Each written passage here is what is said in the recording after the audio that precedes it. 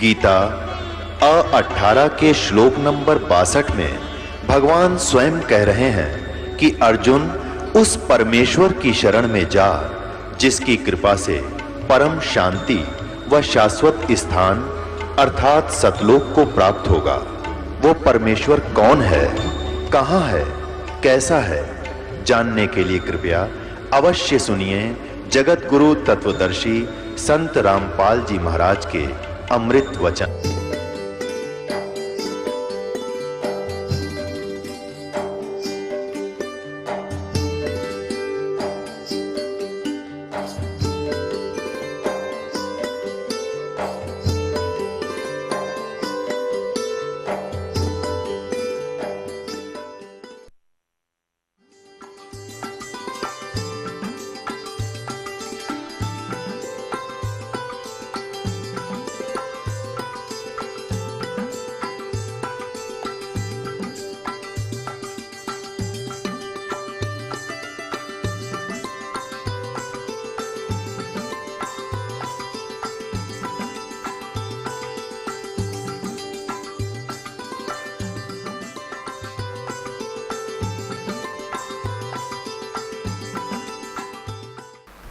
अभी आपको श्रीमद् भगवत गीता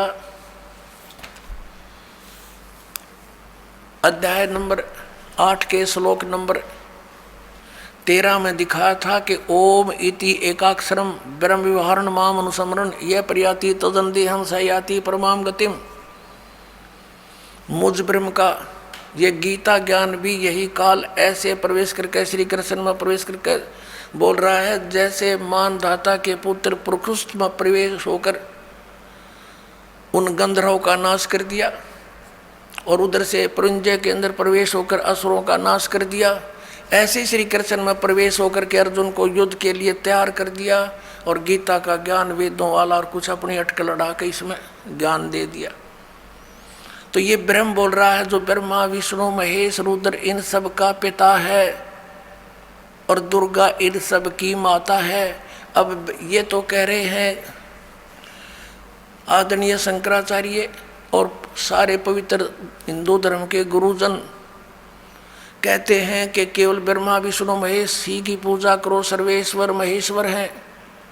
और विष्णु जी कह रहा है कि मैं तो दुर्गा देवी की पूजा करता हूँ, दुर्गा की, और इसके ऊपर मैं किसी भगवान को नहीं जानता। ये इनका स्पिरिचुअल नॉलेज इनके गॉड का, भगवान का है जिसको ये पूज रहे हैं। दुर्गा कह रही है हिमालय को श्री देवी पुराण में 7वें स्कंद में 562 पृष्ठ पे कि केवल उस ब्रह्म की पूजा करो और सब बातें छोड़ दो। उसका ओम नाम है, ओम नाम के जप से उसकी प्राप्ति होगी, उस ब्रह्म को पा जाओगे जो ब्रह्म लोक में रहता है।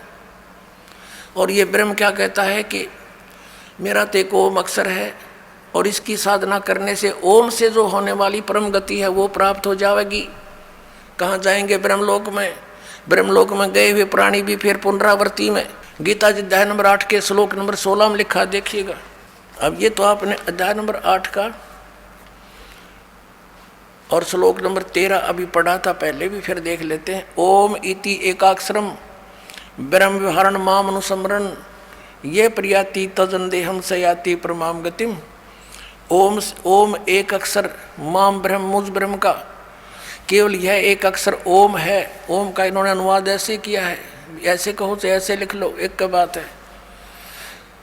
तो उसकी परम गति होती है जो ओम नाम के सतर की, वो कहाँ जाता है? ब्रह्मलोक में चला जाता है। जैसे अभी आपने श्री देवी पुराण में पढ़ा कि श्री देवी जी कहती हैं कि तुम ओम नाम का जाप कर और उस ब्रह्म को प्राप्त हो जाएगा, ब्रह्मलोक में चला जाएगा। अब ब्रह्मलोक में गए प्राणी फिर पुनरावृत्ति में आते हैं, देखिएगा। ये गीता अध्याय नंबर 8 का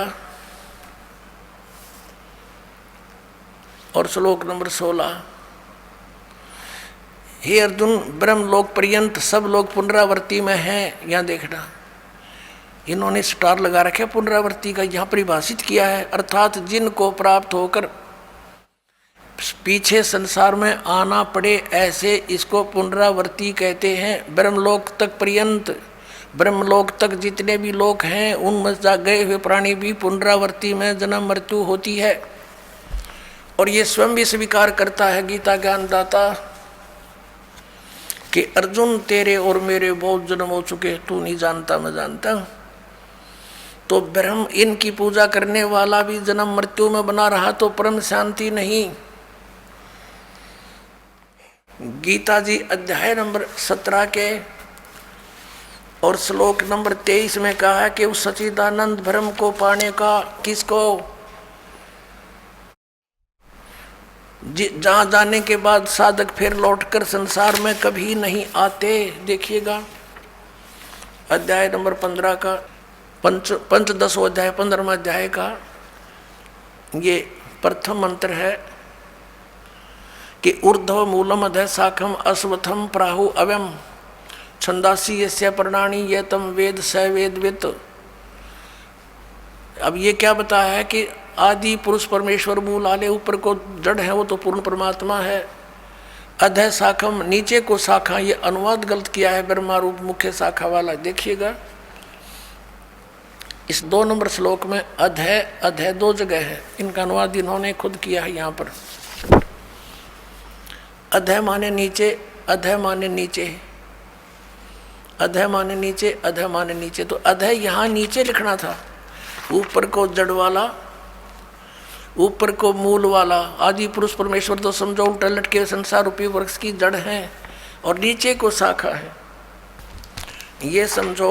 इसकी तरफ संकेत है ये गीता जी अध्याय नंबर 15 के श्लोक नंबर 1 में ऊर्ध्व मूलम अधः शाखम अश्वत्थम प्राहु अव्यम। ये है वो उल्टा लटका हुआ संसार रूपी वृक्ष, ऊपर को जड़ और नीचे को शाखा वाला। अब तीनों गुण यहाँ देखिएगा। अब गीता जी अध्याय नंबर 15 का श्लोक नंबर हम 1 पढ़ रहे हैं। इसका अर्थ है कि जो ऊपर को जड़ नीचे को शाखा, बिल्कुल स्पष्ट है अधः शाखम। इन्होंने तो अड़ंगा डांड तो मतलब था, ज्ञान था ही नहीं।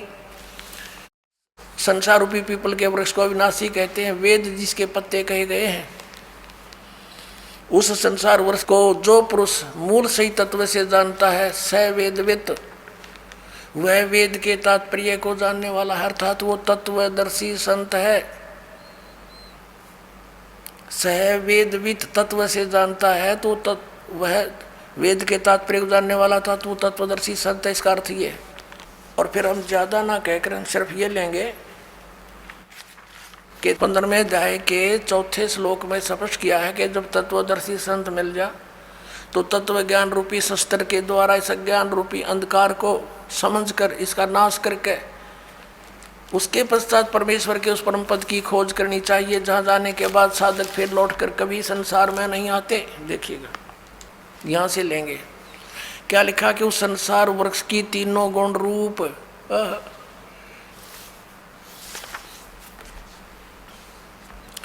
विषय पर वाला शाखा, तीनों गुण रूपता समझो उसकी विषय वासना वाली शाखा है, नीचे और ऊपर फैली हुई है। मनुष्य लोक में कर्मों के अनुसार बांधने के भी मुख्य कारण यही है, जो नीचे और ऊपर लोकों में फैली हुई है।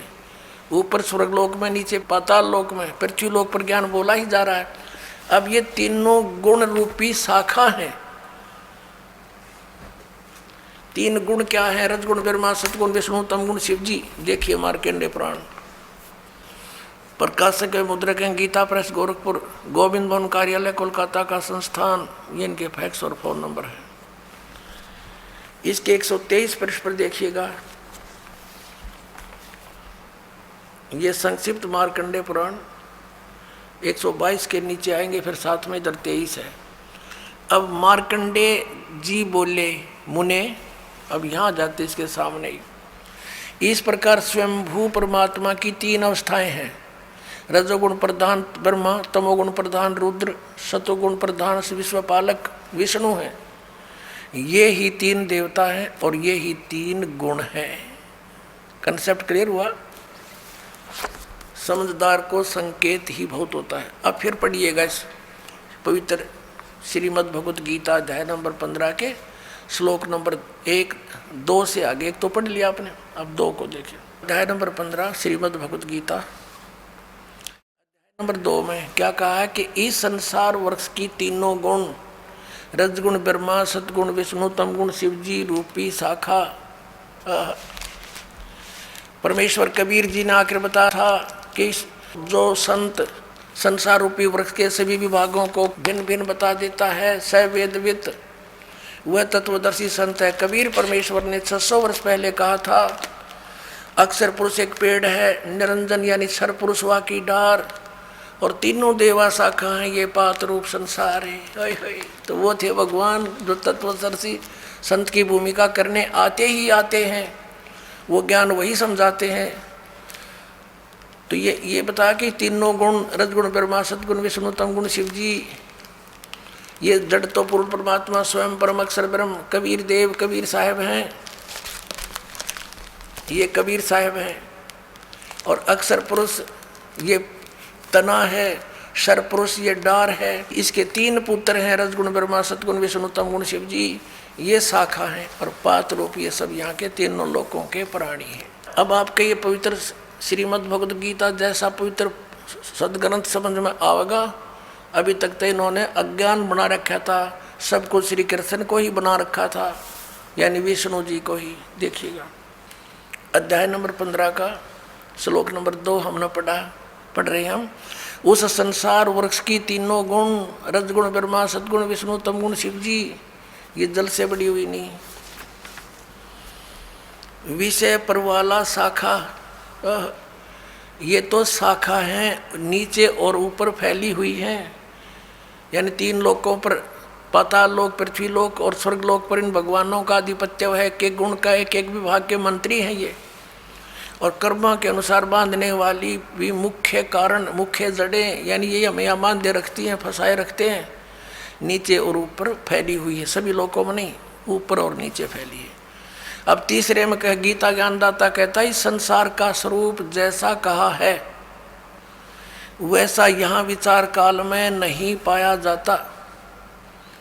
अब क्या कहता है ये गीता ज्ञानदाता कि जो तेरा और मेरा डिस्कशन चल रहा है इस गीता के ज्ञान में, मैं इस पूरे ब्रह्मांडों के सारे संसार रूपी वृक्ष की यानी सभी ब्रह्मांडों की जानकारी नहीं रखता। मुझे इसके आदि और अंत का, स्थिति का कोई ज्ञान नहीं।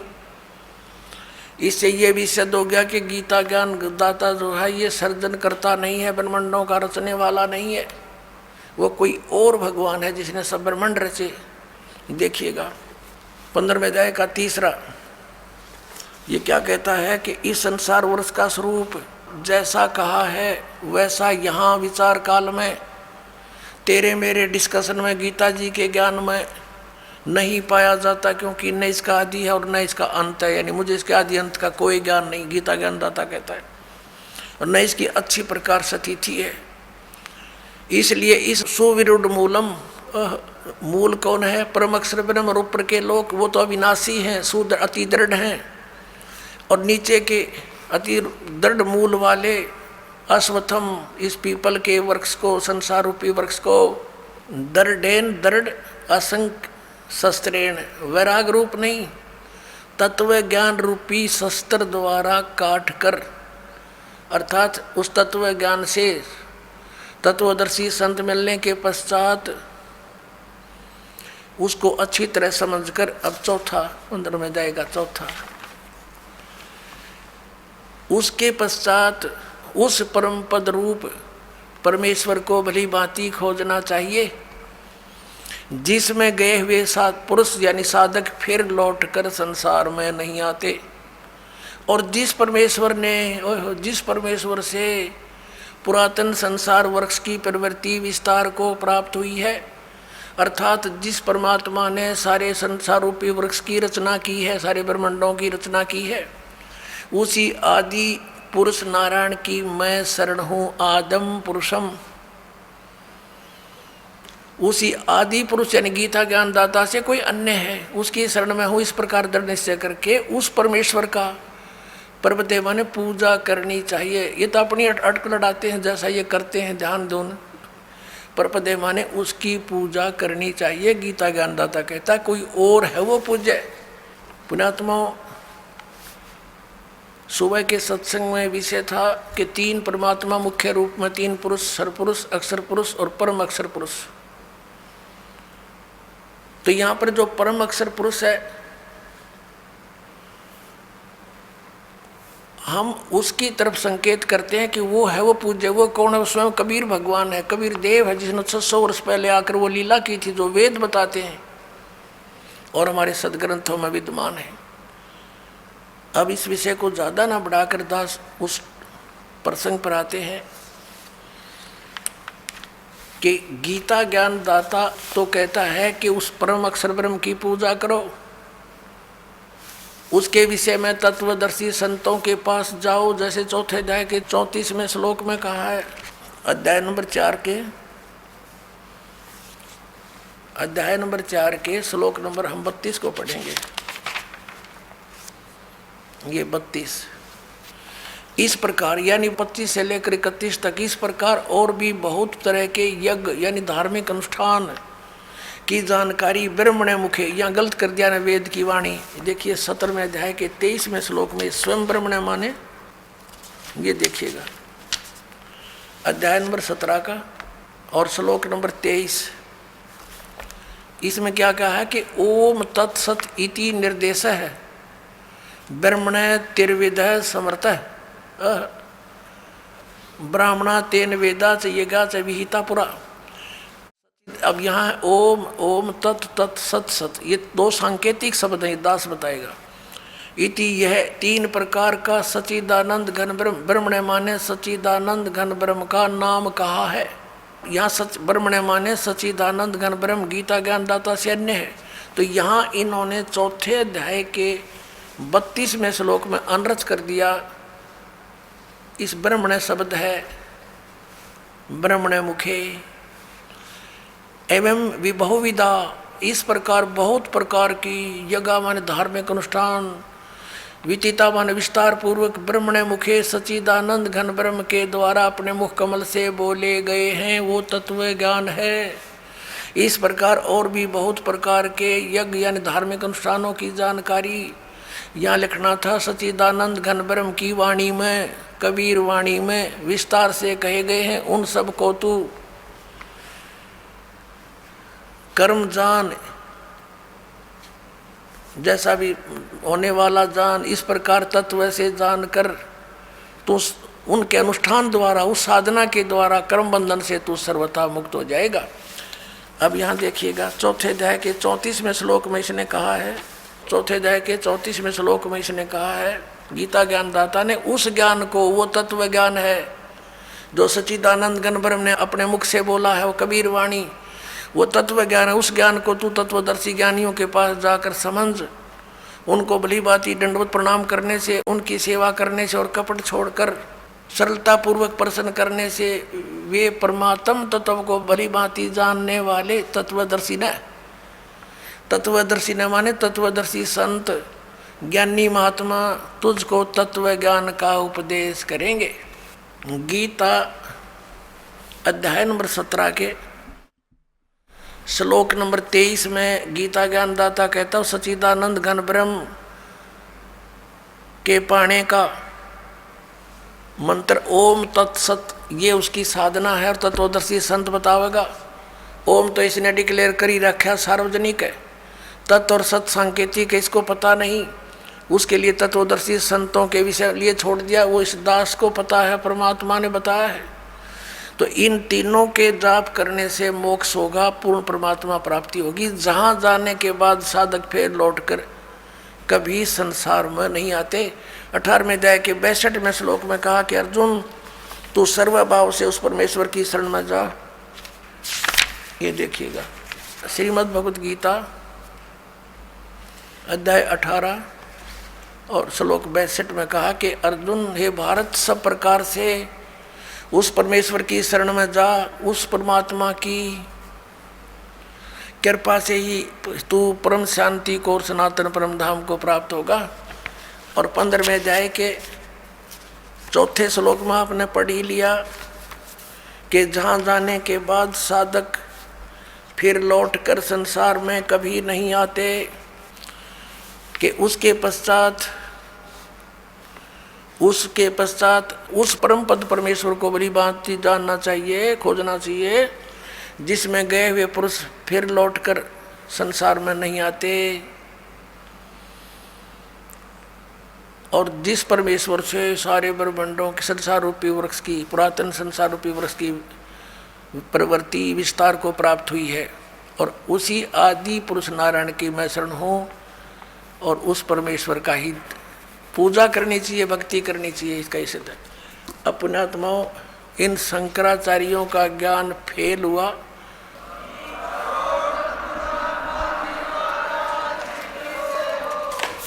अब पुण्यात्माओं, ये दास अभिमान से नहीं कहता, क्योंकि ज्ञान ना तो इन शंकराचार्यों का बनाया हुआ, ये तो वेदों और गीता और पुराणों में लिखा है, ये उसको समझ नहीं सके, दास समझ गया, बस इतनी सी बात है। अब देखिएगा, हमने 11 अक्टूबर सन 2009 को इन सभी आदरणीय शंकराचार्यों से प्रार्थना की थी कि आप जी आध्यात्मिक ज्ञान चर्चा के लिए पधारें, लेकिन ये अपने आप को शायद महान समझते हैं और अपनी बेइज्जती समझी होगी रामपाल से गोष्ठी करने में, लेकिन उस तरह नहीं तो इस तरह कर दिया हमने तो इनकी हिंदी। अब संसार आप समझ जाएगी जनता ये किसे एक शंकराचार्य है। ये देखिएगा, हमने इनके पास ये पत्र भेजे थे सभी शंकराचार्यों के चारों के पास। हमारा उद्देश्य प्रार्थना पत्र है, हमारा उद्देश्य विश्व मैत्री, समाज सुधार, आत्म उद्धार, भ्रमित जिज्ञासुओं को शास्त्र अनुसार निर्णायक सद्भक्ति पद्धति प्रदान करना, आध्यात्मिक ज्ञान चर्चा। सभी हिंदू धर्म के माननीय शीर्ष शंकराचार्यों व अन्य सभी आदरणीय आचार्यों से हार्दिक प्रार्थना है कि वे सतलोक आश्रम बरवाला, जिला हिसार, हरियाणा, भारत में एकत्र होकर आध्यात्मिक ज्ञान चर्चा करें, ताकि भ्रमित भक्त समाज को सही दिशा मिल सके। उसके लिए हमने यहाँ से इनके पास प्रार्थना भेजी थी और इन्होंने सिग्नेचर दिए हैं। KS नारायण, एडमिनिस्ट्रेटर, श्री श्रृंगेरी मठ एंड प्रॉपर्टीज श्रृंगेरी, इतने। ये 16/8/2009 को ऐसे ये हमने सबके पास भेजा था। इन्होंने हमारे को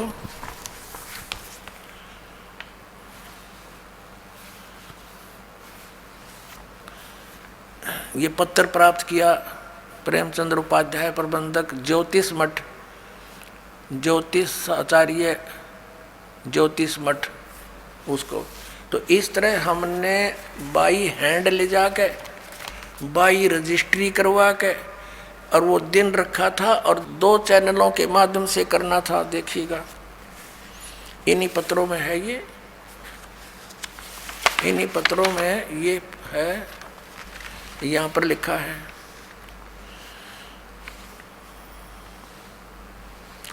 इस सर्व कार्यक्रम आध्यात्मिक ज्ञान चर्चा का सीधा प्रसारण सुप्रसिद्ध टीवी चैनलों जी जागरण, एक नंबर जी जागरण, दूसरा साधना पर 11 अक्टूबर 2009 को शाम 6 बजे से 10 बजे तक किया जाएगा। लेकिन ये नहीं आए। यहाँ पूरा प्रोग्राम इसी आश्रम में हुआ था। तो पुण्यात्माओं, एक भक्त जो वहाँ गया था जोशी मठ में, तो उसने वो श्री स्वरूपानंद जी तो स्वयं तो मिले नहीं, उनके प्रबंधक से उनको साइन ले आए थे।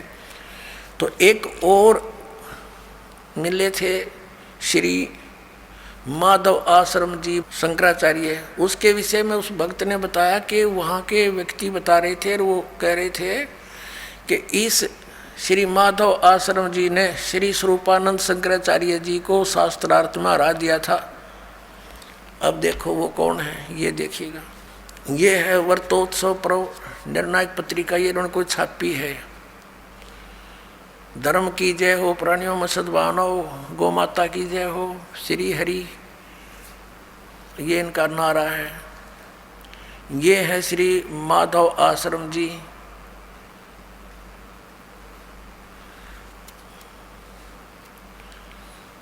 ज्योतिष पीठाधीश्वर, ये कहते हैं मैं अधिकारी, ये अपना अधिकार मानते हैं उस पर। ज्योतिष पीठाधीश्वर श्री मजद गुरु शंकराचार्य अनंत श्री विभूषित श्री स्वामी माधव आश्रम जी महाराज ज्योतिर्मठ, बद्रिकाश्रम, हिमालय,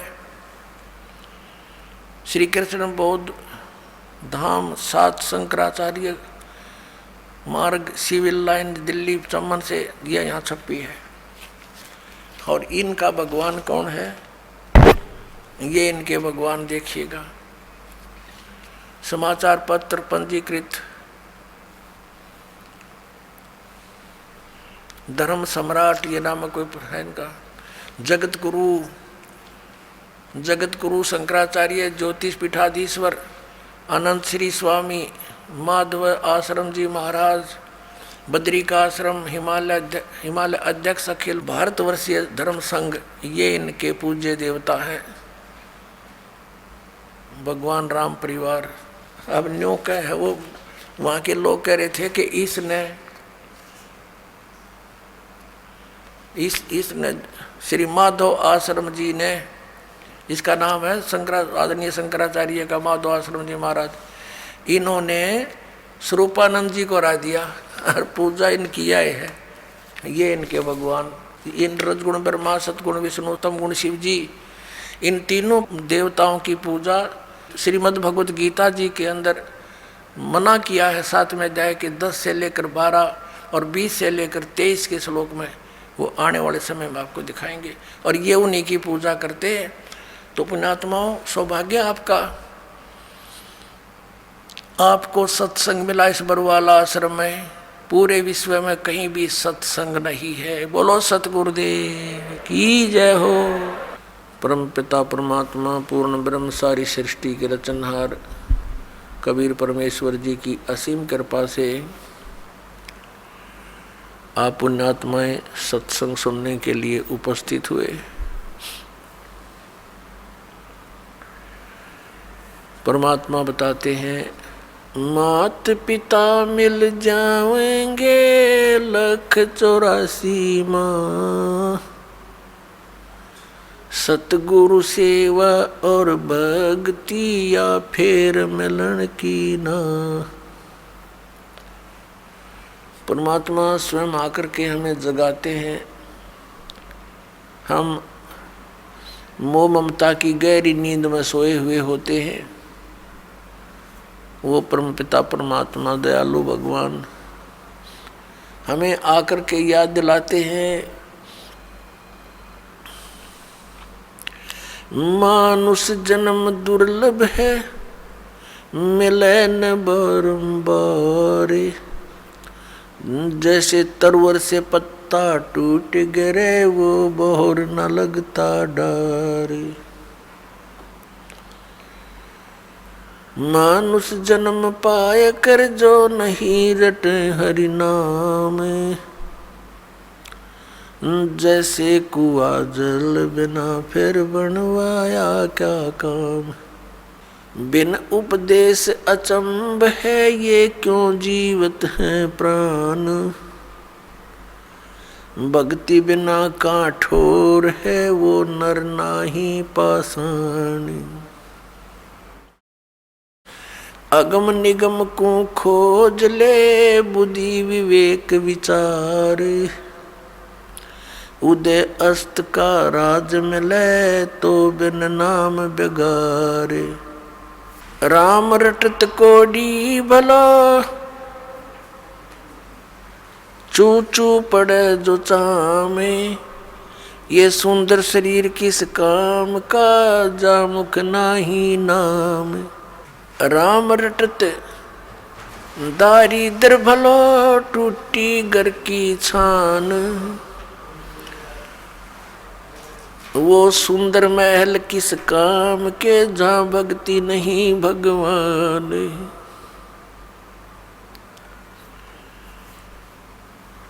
राम रटत कन्या भली, साकेट भलो न पूत।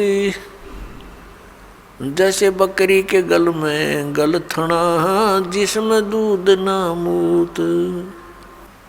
हमारे परमात्मा ने, हमारे पिता ने, हमारे जनक ने आकर के हमें ये ज्ञान बताया कि आप इस लोक के वासी नहीं हो, आप यहाँ के रहने वाले नहीं हो, और जिन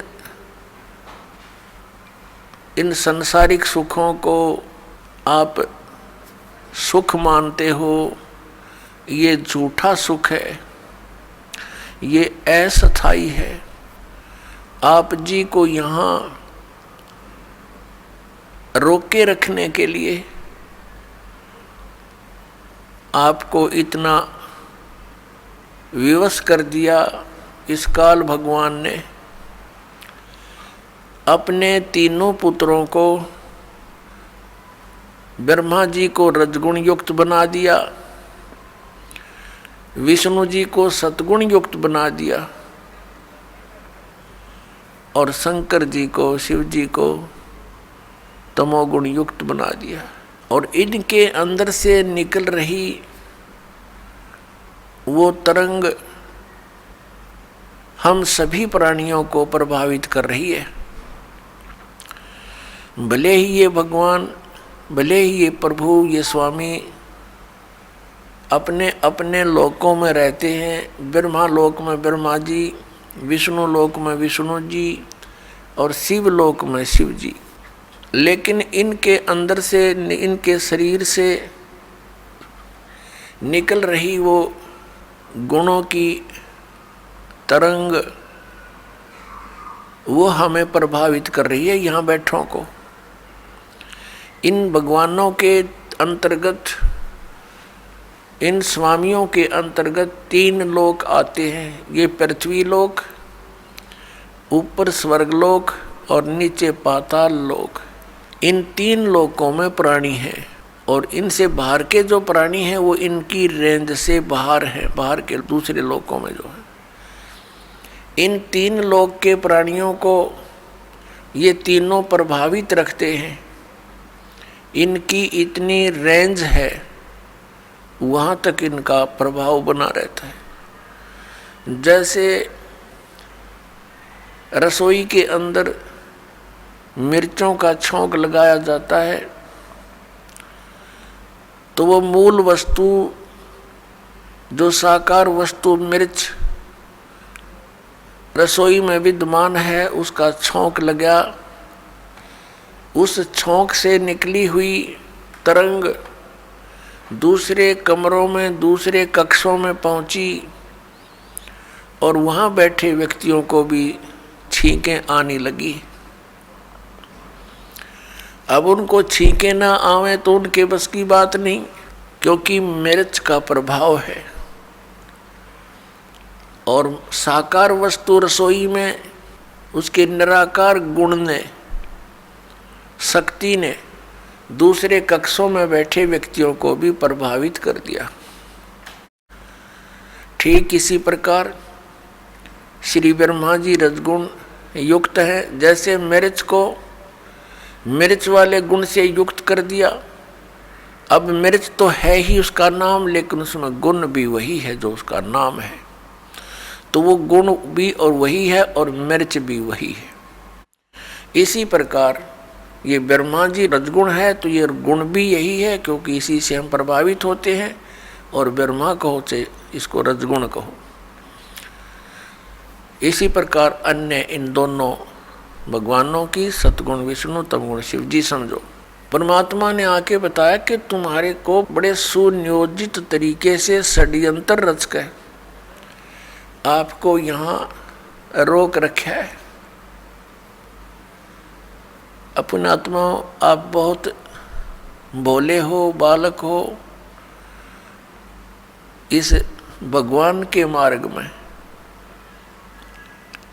और बालक की इतनी बुद्धि नहीं होती वो अपने हानि और लाभ को सोच ले। आप तो इतने अबोध बच्चे हो जब तक आपको तत्व ज्ञान नहीं होता। जैसे एक छोटा सा बच्चा, 1-1.5-2 वर्ष का बालक, उसको ज्ञान ही नहीं किसी भी पदार्थ का, ये अच्छा है या बुरा है। वो छोटा सा बालक किसी भी ऐसी वस्तु को, जैसे अग्नि में हाथ दे देता है, गर्म दूध है रखा है गिलास में, उसको हाथ मारता है, गिरा लेता है, आप भी जल जाता है, हाथ भी जल जाता है। तो ऐसे उसको पता ही नहीं और फिर रोता है। उसको पता ही नहीं कि जो तू कर रहा है ये ना करने के कार्य हैं।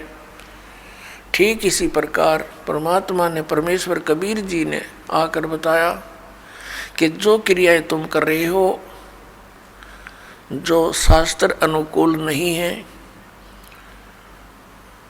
वो क्रियाएं कर्ण की नहीं है। शास्त्रों अनुकूल कौन कौन सी क्रियाएं हैं, कौन कौन सी ना करनी चाहिए, कौन सी करनी चाहिए, उसके विषय में शास्त्र ही प्रमाण है। उस परमेश्वर ने आके हमें याद दिलाया,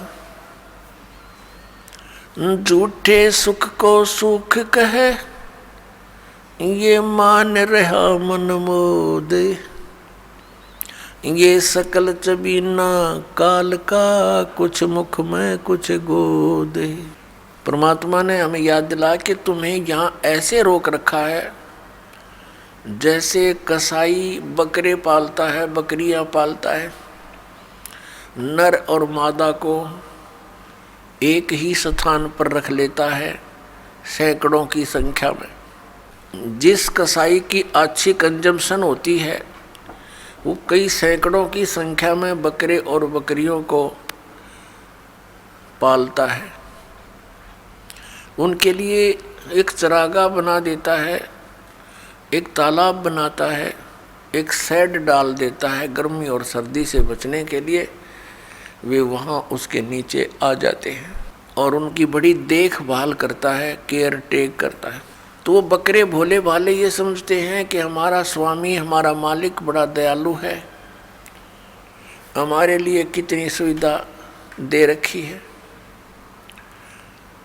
लेकिन उनको ये ज्ञान नहीं कि जब तुम्हारे यहाँ से वो किसी के बेटे को निकाल ले जाता है, किसी की बेटी को, किसी की माँ को, किसी के भाई या पिता को, तो उस समय इसकी दयालुता तुम्हारी बुद्धि में नहीं रहती।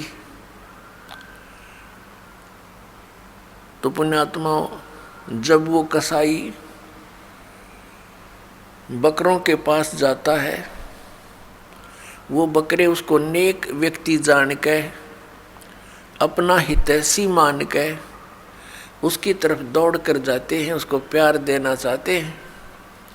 जैसे कोई किसी पशु को संभालता है प्रतिदिन, और वो पशु भैंस या गाय बैल, जब भी वो व्यक्ति उसके पास आता है उससे वो प्यार करता है, उससे लाड करता है, क्योंकि आत्मा के अंदर किए कर्म के प्रतिफल का एक विशेष भाव बनता है। इसी आधार से वो बकरे उस कसाई के हाथ को चाटते हैं। कोई ऐसे ऊपर को पैर करके उसको सीने से लगाना चाहता है, प्यार देना चाहते हैं। अब वो ऐसे पकड़ कर देखता है, बकरों को हाथ लगा कर देखता है जगह जगह से। वो तो ये देख रहा है इसमें यो कितना मांस चढ़ गया, इसके ऊपर कितने कै किलो का बिकेगा, और वो चाटते हैं, उसको लाड देते हैं, ऐसे जीभ से चाट चाट कर प्यार देते हैं। बड़ा नेक आदमी है, और वो एस्टीमेट लगाने लग रहा है यो कितने का बिकेगा। परमात्मा ने आके बताया कि ठीक इसी प्रकार खाई खुराका पैन पोशाका यम का बकरा पलता है। कहते हैं खाई खुराका और पैर पोशाका, यहाँ यम का बकरा पलता है। इस काल के बकरे पल रहे हो तुम। आप देखते हो पीछे से एक श्रद्धालु सत्संग से जा रहे थे, सच्चा सौदा सिरसा वाले के पेपर में आई थी, और उसके 6 सदस्य यानी टोटल कुल के कुल सारे मर गए एक्सीडेंट में, एक बूढ़ा बच गया।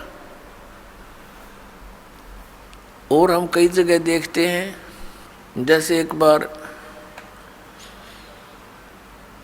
भूकंप आया था गुजरात के अंदर, और सभी व्यक्ति 26 जनवरी यानी गणतंत्र दिवस भारत का मनाने के लिए तैयार थे। सन 2000 की बात है, 26 जनवरी की। ऐसा भयंकर भूकंप आया। 26 जनवरी की छुट्टी थी। कर्मचारी अधिकारी सब अपने घरों पर टेलीविज़न के सामने बैठे थे कि आज अपने गणतंत्र दिवस की झांकी देखेंगे। ऐसा भयंकर भूकंप आया, जिन मकानों को, कोठियों को, संपत्ति को बनाने में सारा जीवन न्यौछावर कर दिया, उन्हीं कोठियों के नीचे दब के पूरे परिवार नष्ट हो गए। पुण्यात्माओं, इस काल ने आप और हमारे ऊपर इतना प्रेशर डाल रखे हैं, तीनों गुणों का, 3 इंजेक्शन लगा रखे हमारे, ये लगे ही रहते हैं, इनका प्रभाव हमारे ऊपर बना ही रहता है कंटिन्यूसली। तो उसके कारण हम इतने प्रभावित हैं कि हम अपने उद्देश्य को ही भूल चुके हैं। अब विचार करो,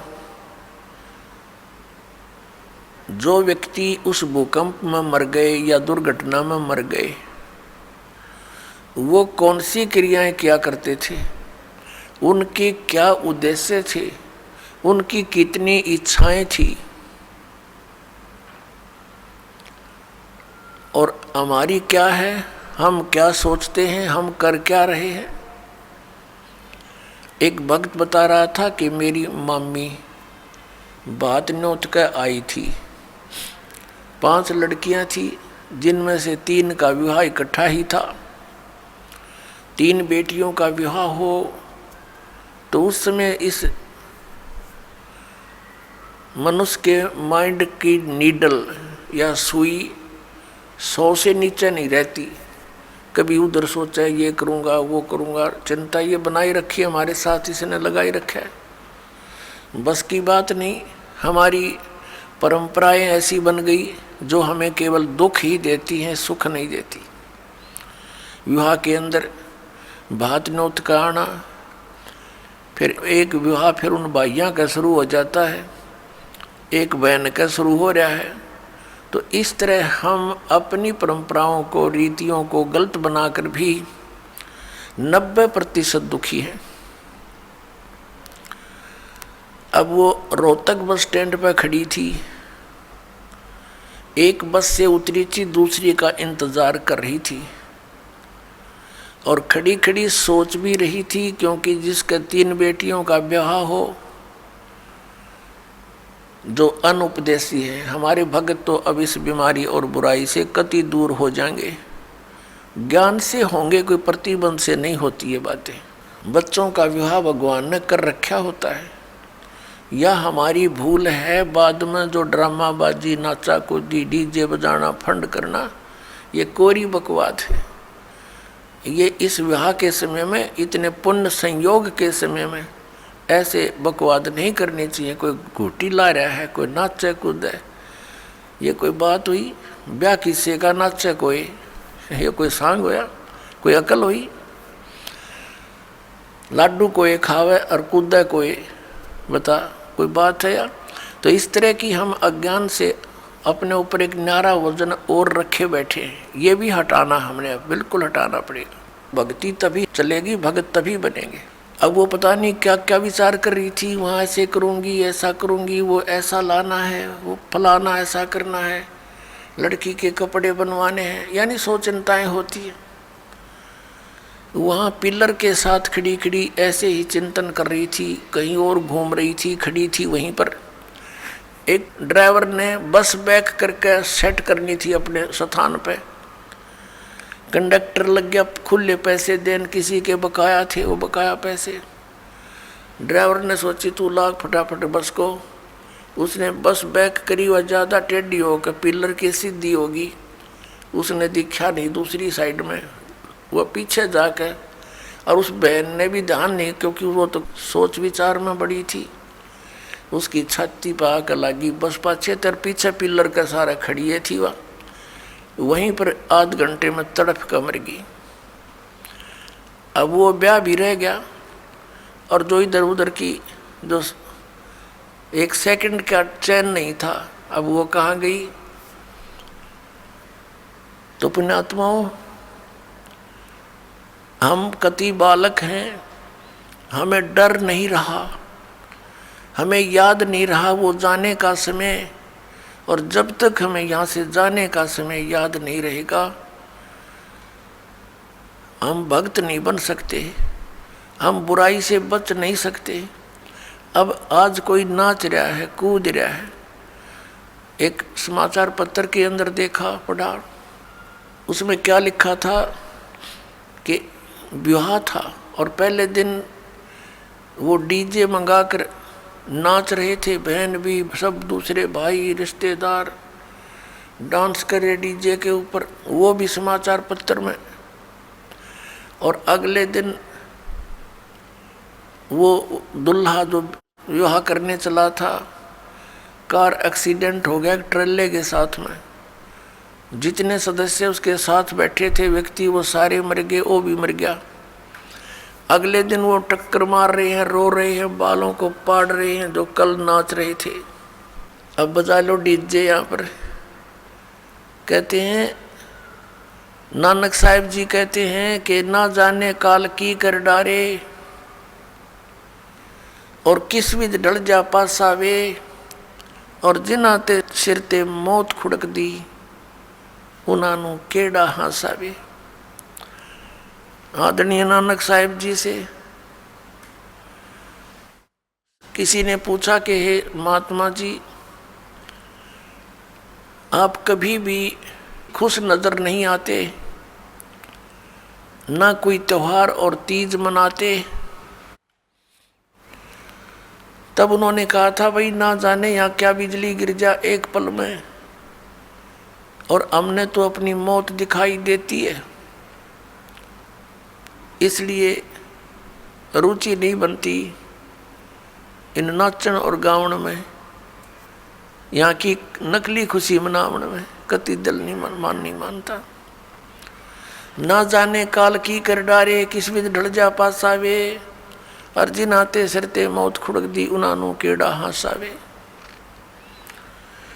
फिर उनसे पूछा, क्या आप कभी प्रसन्न नहीं होते, ऐसे कैसे जी रहे हो?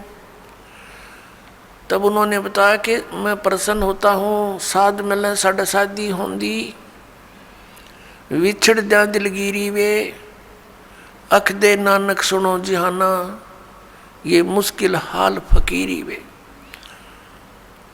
नानक साहिब जी कह रहे हैं कि जब मेरे भक्त, मेरी साध संगत यहाँ आती है सत्संग श्रवण करने के लिए, तो मेरी खुशी का कोई ठिकाना नहीं हो रहता। वो हमारे साथी है, वो हमारी खुशी है। और जब ये वापस जाते हैं संसार में यहाँ से, तो फिर मुझे दिलगिरी होती है, बहुत परेशानी, दुख हो जाता है, चिंता लग जाती है कि कहीं ऐसा ना हो ये मेरे बच्चों को, जिनको मैंने मुश्किल से मार्ग पर लाया है, सत्य बताया है, परमात्मा का सच्चा ज्ञान समझाया है, कहीं कोई काल, क्योंकि संसार में इस ज्ञान के जानने वाले व्यक्ति नहीं हैं। एक अकेला एक संत होता है जो सतमार्ग देता है, संतों की गिनती नहीं होती। उनसे प्रभावित अन्य श्रद्धालु भी फिर उसी की बोली बोलते हैं, वही क्रियाएं करते हैं। तो नानक साहिब जी कहा करते कि मुझे फिर चिंता बन जाती है, कहीं मेरी फसल में कीड़ा ना लग जा, यानी कोई काल का दूत इनको भ्रमित ना कर दे, इनका जीवन नष्ट हो जा।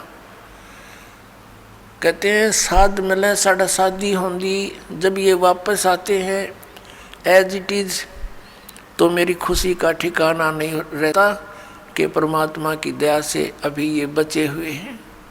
और विछड़ जा दिलगिरी वे, जब ये यहाँ से जाते हैं तब मुझे बड़ी परेशानी होती है, मुझे चिंता बन जाती है। क्यों बन जाती है? अख दे नानक सुनो जिहाना, मुश्किल हाल फकीरी वे। फकीरी में भक्ति, फकीर का अर्थ होता है सभी बुराइयों से हटकर सबका परित्याग करके भक्ति करे।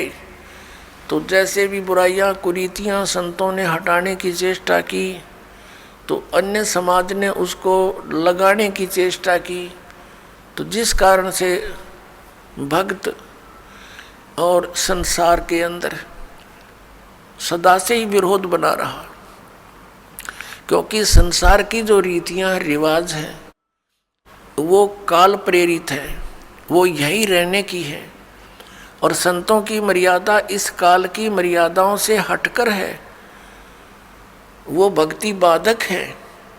इसलिए अन्य समाज के लोग कहते हैं देखो इन्होंने तो माता धोकनी भी छोड़ दी, इन्होंने तो बाबा श्याम जी भी नहीं पूज रहे हैं, ये तो ऐसे भी नहीं कर रहे हैं, ये तो दिवाली भी नहीं मना रहे हैं, ये कैसे हो गए हैं, इन तो बट्ठा बैठा दिया।